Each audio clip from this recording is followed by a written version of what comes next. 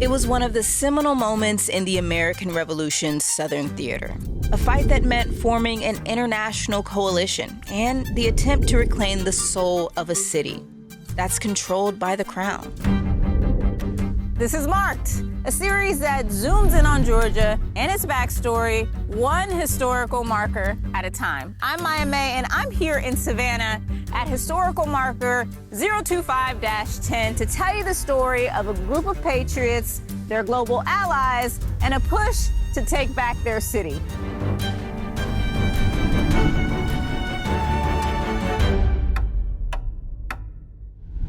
When you explore what happened during the American Revolution, stories pop up everywhere. Patriots refusing to give up, colonists and militia groups that even in the face of long shot odds just wouldn't back down. And that relentlessness, the resilience to fight, was on full display here during the Siege of Savannah, October 9th, 1779 to be exact, and the attack at the Spring Hill Redoubt.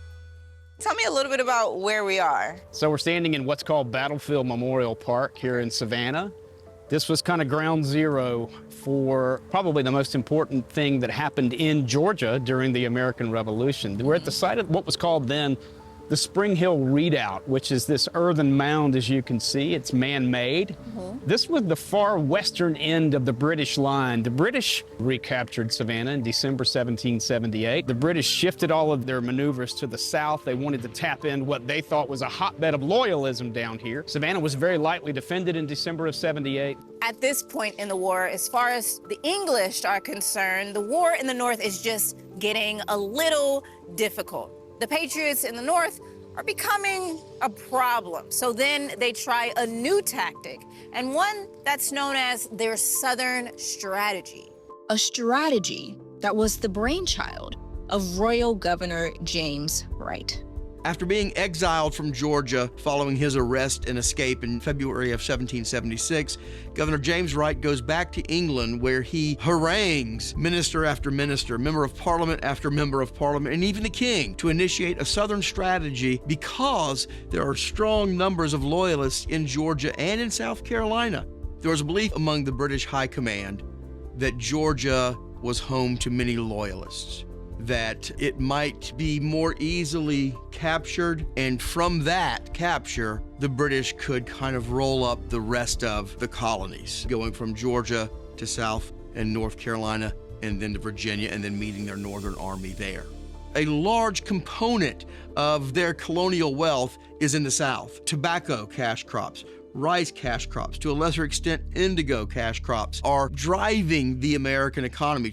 The British begin their operations in Georgia in the spring of 1778. They invade Savannah in December of 1778, and by February of 1779, they have full control of Georgia. During the British occupation, everyday life here for the Patriots is awful. With the British back in control in Savannah, they are, in a sense, strangers in their own land, enemies to the governmental apparatus that is now controlling Georgia, as Georgia kind of flip-flops during the Revolution from rebel control to loyalist or British control. And for citizens of all stripes, those kinds of fluctuations in power and those power vacuums created are going to make life complex and difficult. And so for nearly 9 months, all of that control is unchallenged. But the Patriot forces that are still in the South have a renewed sense of resolve. They're determined to fight back against this Southern strategy. General Robert Howe, who was the Continental leader in Georgia, is dismissed and replaced by General Benjamin Lincoln. Lincoln will perhaps be most well known for accepting the British surrender following the Battle of Yorktown. Joining Benjamin Lincoln in Savannah was a Polish volunteer named Casimir Pulaski, who was recruited to the cause by Benjamin Franklin. So the Patriots have a bit of a leadership refresh. But if they're going to win back Savannah, they're also going to need some help on the water. And so they outsource some of that, and they recruit some French naval forces who are willing to help and looking for a fight.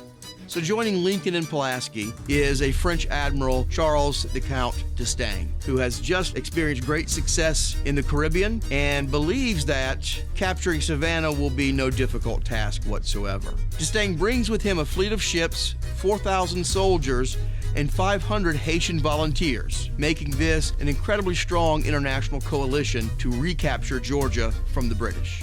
It is believed that one of those Haitian volunteers is Henri Christophe, who would later become the first king of Haiti. They land here in September, thinking this is a fairly lightly fortified, defended city. D'Estaing is told, you can do this without any problem, really. And he wants to get it done fast. Everybody who lives down here knows that September is hurricane season. He's just come from the Caribbean. He wants to get this done and get out of the way. The problem is, all of these maneuvers take time. He sends in his terms to the British and demands they surrender the city, but gives them 2 days to respond. They dig in even more. They say, nope, we're not going to surrender the city. You'll have to come and take it. He finally loses patience. And on the night of October 8th, the Friday night, he tells his American allies, led by Benjamin Lincoln, we're going in tomorrow morning. Talk to me about that dynamic between D'Estaing and Lincoln. That must have been interesting. Well, it was, and it kind of encapsulated the whole American-French alliance. So D'Estaing was very flamboyant. Benjamin Lincoln arrived with the American Continentals from South Carolina, and he was a little bit more of a slow it down. Let's get the lay of the land here first. And eventually D'Estaing just overruled him and everybody else. And it all starts right here on the morning of October 9th, 1779. And the American and French forces are well organized and ready to take back Savannah. And the assault becomes one of the bloodiest fights of the Revolution. They believe that a morning attack will provide great results. They decide they want to attack directly the Spring Hill Redoubt, believing that it is lightly manned and that once taken, it'll provide a gateway to the rest of the city. However, for some reason, they didn't take into account that morning on the coast can often bring fog. And so they have a difficult way making their way to the redoubt. Once the fog lifts, to their surprise, are many more men facing them than they anticipated. They also become sitting ducks because the fog is lifted and now those people looking at them have free shots at them. Paint a picture of what happened that day. British soldiers would have been in something like this, I'm assuming. They would have been manning this redoubt throughout what was known as the Siege of Savannah. After D'Estaing and the French got here, they were bombarding the city from the river, from the southern part, and eyewitness accounts said that it was literally hell to be in the city while that was going on. As you can imagine, the inhabitants who had not evacuated Savannah were sort of trapped here behind these lines. So hot shells were being lobbed into the city from as far away as Thunderbolt and even ships out on the river, starting fires, landing indiscriminately, killing people. From the earliest moment, shots were exchanged and the battle was on at that point. Now, once it started, you've got chaos in the sense of trying to move troops around to key points. So you've got generals who are trying to give orders in the chaos of battle. The British are shifting interior people along their lines here. But for the most part, this was the hot spot. This was the place where the battle was going to be won or lost. I've heard that fog played a huge role in this battle as well. Can you talk to me about that? Yeah. So that morning, under cover of darkness, D'Estaing and the French thought they would get the jump on the British just by virtue of the fact that they would start this whole operation while it was still dark. And that didn't happen because they came from the south. People got confused about where they were. But then that morning, it was also foggy. So the Americans and their allies all said that they were going to put white pieces of paper either on their uniforms or their hats so that you weren't shooting at each other, so you knew who was who. Eventually, as it got to be more daylight, the fog dissipated.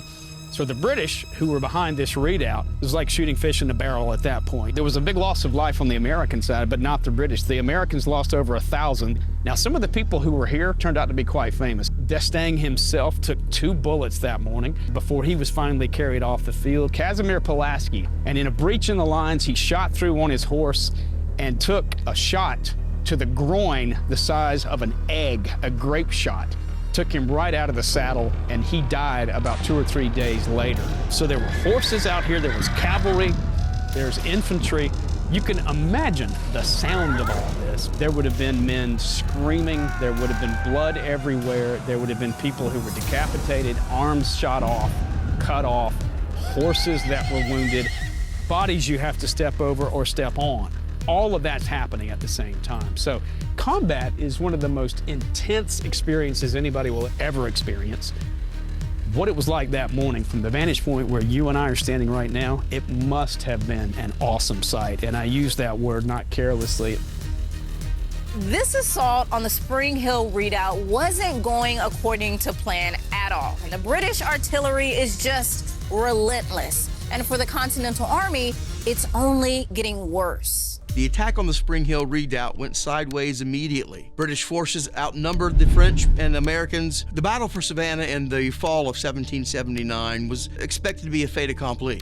Just show up and you win. It didn't turn out that way. The eyewitnesses who survived, they described it as just a killing field. It was just amazing. In less than an hour, there were over 1,000 casualties. The British were better prepared. They had more soldiers than anticipated, and the Loyalist allies really rose up to the situation. And it was a total disaster. So even with the help from the French and the coalition united, the Patriots' attempt to take back Savannah failed in a really, really big way. There's been discussion for centuries, too, in fact, on how everything could have gone so wrong, including one particular reason that's still discussed today. There are rumors and myths about this battle that suggest that someone informed General Prevost that an attack was imminent. We don't know for sure, but certainly the British were ready when the assault happened. Patriot leaders from George Washington to John Adams and Benjamin Franklin in Europe were astonished. They thought that the battle would be quick and easy, much less the second bloodiest battle in the entirety of the American Revolution, which resulted in a humiliating defeat of their prized Franco-American alliance. So ultimately, we know this battle for the Patriots was a failure. Talk to me about why this battle is important, not only for just the time, but the American Revolutionary period in general. One of the things that came out of this was the tenuous nature of the French-American alliance. It hadn't worked very well here. It was still in its infancy, really, and the question was, are they going to be able to work together going forward? So that was a huge question mark. Then what's the future of the American Army in the South? It did not look good. From here, Benjamin Lincoln went on and ended up surrendering the city of Charleston in May of 1780, just 6 months later. That opened up the whole nature of what's the future of these southernmost states in the future United States or in the British Empire. What's the future of the city of Savannah? The British held Savannah for the duration of the war, but ultimately it didn't really matter because they couldn't control outside of this city. They couldn't control the rest of Georgia. And so there was a lot at stake that morning. And that French and American defeat and the British victory, what would happen in the future to this part of the world and the people who lived there? So there were enormous ramifications, as they say, for generations yet unborn, for what happened that morning. Whether it was poor planning, overconfidence, or knowing the other side's plans altogether, the discussion of why and how things went wrong for the Patriots will probably go on forever. But the siege of Savannah and the attack of Spring Hill is a good reminder 2 centuries later of what the true cost of independence looks like. I'm Maya May, and we'll see you at our next stop.